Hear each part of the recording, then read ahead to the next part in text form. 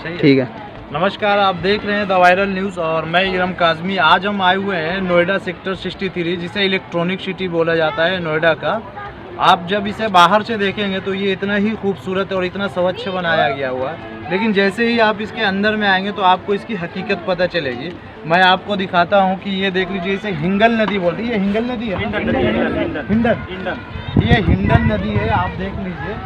और यहाँ पर रहने वाले लोग जो है वो वाल्मीकि समाज और मुस्लिम समाज से ताल्लुक़ रखते हैं। आप ये हिंडन नदी को देख लीजिए, इसमें कितनी गंदगी है और इतनी ज़्यादा बदबू आ रही है, इतनी ज़्यादा बदबू आ रही है। उसके बावजूद भी मैं एक्चुअल क्यों यहाँ पर आया हूँ, इसी वजह से आया हूँ कि जो मूलभूत सुविधा है, जो हर एक भारतीय को मूलभूत सुविधा है, वो कम से कम एटलीस्ट मिलना चाहिए। अगर ये साफ़ सफाई नहीं होती, यहाँ पे बच्चे अक्सर बीमार पड़ते रहते हैं। कभी बच्चों को बदहज़मी हो जाती है, कभी लीवर में इन्फेक्शन हो जाती है, कभी फीवर आ जाती है, डेंगू की भी, मलेरिया की भी बीमारियाँ से फैलती है। बहुत ही ज़्यादा गंदगी और बहुत ही ज़्यादा बदबू है। और ये जो वाल्मीकि समाज के लोग जो यहाँ पे रह रहे हैं, ये कितने साल से रह रहे हैं यहाँ पे आप लोग? 20-25 साल से आप लोग रह रहे हैं, मतलब 2-2.5 दशक से यहाँ पे रह रहे हैं। और बाकायदे ये 2-2.5 दशक से सरकार भी चुन रहे हैं। शायद 2-2.5 दशक से, ऐसे तो मैं नहीं बोलूँगा कि 10 साल में बीजेपी सरकार ही आई है, पिछले 5-6 साल से बीजेपी सरकार है, लेकिन 2-2.5 दशक से ले रहे हैं। 2-2.5 दशक से कभी भी यहाँ पे कोई भी साफ सफाई नहीं हुआ, 20 साल से कभी भी साफ सफाई नहीं हुई। मतलब कि आप सोचिए कि मैं किसी एक सरकार पे ब्लेम नहीं लगाऊंगा, चाहे वो इससे पहले किसी की भी सरकार रही हो। सरकार अगर पहले से ही केयर करके अगर रखती तो ये दिन नहीं देखना पड़ता, इतनी गंदगी नहीं होती। जब एक सरकार नहीं, जब 20 साल से यहाँ पे लोग रह रहे, तो 20 साल में कितनी सरकारें आई होंगी, कितने एमएलएज आए होंगे, कितने विधायक एमपी सब आए होंगे और चले गए होंगे। लेकिन ये आज के आज जस का तसिए पड़े हुए और इतनी गंदगी में और इतनी दरिद्रता में जो ज़िंदगी गुजार रहे। हम यहाँ पे कुछ लोग हैं, उनसे हम जानेंगे कि आखिर जो है सरकार इनके साथ में ये दूसरा रवैया जो है, दोहरी नीति क्यों अपना रही है सरकार। आपका नाम क्या हुआ भाई? रवि चौटाला। आप कितने साल से यहाँ पे? 20 साल से आप रह रहे हैं। तो आपकी फैमिली वगैरह सब यहीं पे है? आप पढ़ाई करते हो कि जॉब कर रहे हो आप? तो ये आप लोगों ने कभी यहाँ पे जो विधायक है यहाँ के, या फिर जो लोकल अथॉरिटी है, आप लोगों ने कभी इस गंदगी को लेकर कोई कंप्लेन वगैरह नहीं किया? हमने सबसे किया है और सब आते भी है, लेकिन वायदे करके चले जाते हैं। सब वादे करके चले जाते हैं, खाली जुमले सुनाए, कहानी खत्म। वोट मिला उसके बाद कोई। आप ये देखिए, ये बच्चे हैं जो हमारे देश के भविष्य हैं। ये छोटे छोटे बच्चे हैं, ये हमारे सब देश के भविष्य हैं। ये बच्चे जो है, यही हमारे देश के जो आगे चल करके किसी न किसी पद पे बैठेंगे पढ़े लिख करके जो है, और हमारे देश में अलग अलग तरह की भूमिका निभाते रहेंगे। हमारे तो मैं बात करूंगा कुछ बुजुर्ग है जो नोएडा अथॉरिटी में काम करते हैं, जो सफाई कर्मचारी है, और नोएडा को स्वच्छ बनाने में इनका बहुत ही अहम भूमिका है। लेकिन आप इनकी देख लीजिए स्वच्छता का ध्यान, यहाँ पे आपको तो दिख रहा है कि नोएडा सेक्टर 63 जितना बाहर से चमकता है, अंदर से उतना ही ज़्यादा खतरनाक और उतना ही ज़्यादा बीमारी पैदा करने वाली जगह। मैं जानना चाहूँगा, आपका नाम क्या है? मेरा नाम ज्ञान है। तो आप काम क्या करते हैं? मेरा सफाई कर्मचारी। सफाई कर्मचारी हो आप? तो पूरे नोएडा को साफ सफाई पे जो है आप रात दिन लगे रहते हैं? रात दिन की ड्यूटी लगी। मोदी सरकार ने कही हर कर्मचारी अपनी जिम्मेदारी पे, और पुलिस वाले हमारा भी साथ नहीं देते। हर कर्मचारी हर दुख में भूखा प्यासा मरा, और मोदी सरकार ने यूँ कही तुम्हारी वेतन बढ़ा कर देंगे। आज तक कुछ नहीं आया, ना हमारा बोनस आया और ना हमारा जो इनाम का पैसा आया वो नहीं मिला। तो आप देख लीजिए इनकी तकलीफ जो है, ये बहुत जज्बाती हो गए हैं। ये बात कोरोना में कुछ साथी नहीं गए, क्या करेंगे, किससे बोलेंगे? क्योंकि इन्होंने कोरोना वायरस में भी जो सफाई कर्मचारी, आज भी कमर मेरी देख लो, चाइना टेर छिड़कते हुए मेरे हाथ गाय कमर में दाग हो गए, छींटे छिड़कते रात दिन की ड्यूटी। सोच लीजिए कि कोरोना वायरस में जो कोविड-19 में जो है जिन्होंने अहम भूमिका निभाई है, सरकार उन्हें ही इग्नोर कर रही है। और मेरी वो क्या नाम है, क्या नाम है उसका अधिकारी, महेश्वरी ने ये वादा कर दिया था हर कर्मचारी को जो सेवा में लगा हुआ उसकी हर चीज से सेवा करूंगी। वो किसी चीज के किसी लाख भी का भी नहीं है। तो ये जज्बाती हो गए हैं आखिर, क्योंकि हर कर्मचारी अपने अपनी शिकायतें इससे करे जो है, और इनके जो है दूसरा कौन सुनेगा।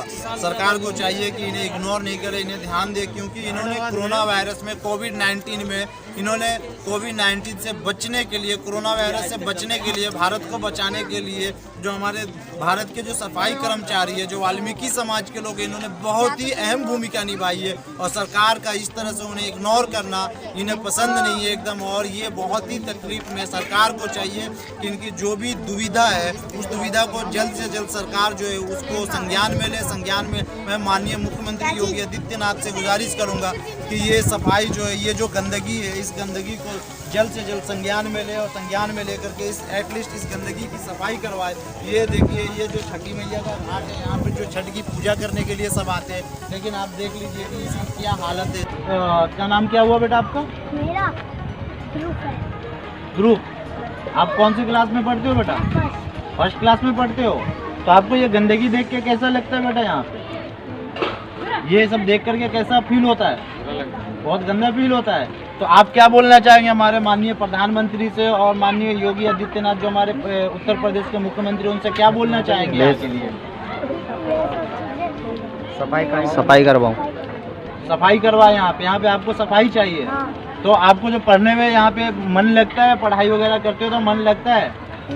नहीं लगता है, गंदगी देख करके दिमाग खराब हो जाता है। और भी कुछ बुजुर्ग हैं, मैं उनसे भी बात करना चाहूँगा और जानूंगा कि आखिर इनकी क्या कंप्लेन, इनकी क्या शिकायत है। तो आपका नाम क्या हुआ सर? संजय शर्मा। तो ये हमारे शर्मा जी है और हम शर्मा जी से जानना चाहेंगे कि ये कितने साल से यहाँ पे रह रहे हैं। देख लीजिए, मैंने आपको बोला था यहाँ पे हर समाज, हर तबके के लोग, हर पंथ के लोग हैं यहाँ पर। आखिर सरकार इन्हें इग्नोर क्यों करती है? किस वजह से सरकार इन्हें इग्नोर करती है? आप कितने साल से रह रहे हैं? 17 साल से। तो आपने मतलब 1.5 दशक से यहाँ पर है। तो आप 15 साल से वोट भी दे रहे हो, 3 सरकार चुन चुके होंगे आप।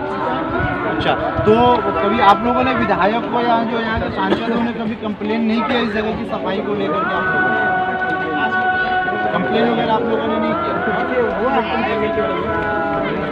जो बड़े बड़े हैं हमारे उत्तर प्रदेश के जो मुख्यमंत्री योगी आदित्यनाथ जी हैं, उनको उनके पास में आपके पास में कोई ऐसा संदेश है जो उनसे आप बोलना चाहते हो? संदेश यही चाहते हैं कि जो हमारा एरिया जो है कि सुरक्षा है और इसका वातावरण इसके कैसे गंदगी है, तो बच्चों को रहने में रास्ते वास्ते बन जाए हमारे, यही बोलना चाहते हैं। भाई आपका नाम क्या होगा? संजीव कुमार।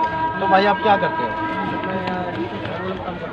अच्छा, जो आप जो है मतलब अथॉरिटी में काम करते हैं। तो ये जो गंदगी है, आप ये देख लीजिए, ये एक सफाई कर्मचारी है। कैमरा तो मैं बोलूँगा आप सीधा घुमाइए।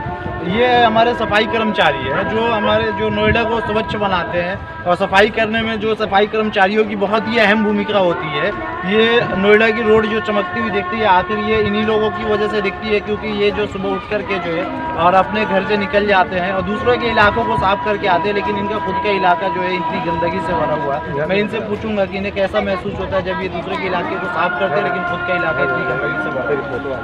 सर ये महसूस होता है, बंदा तो बंदा होता है।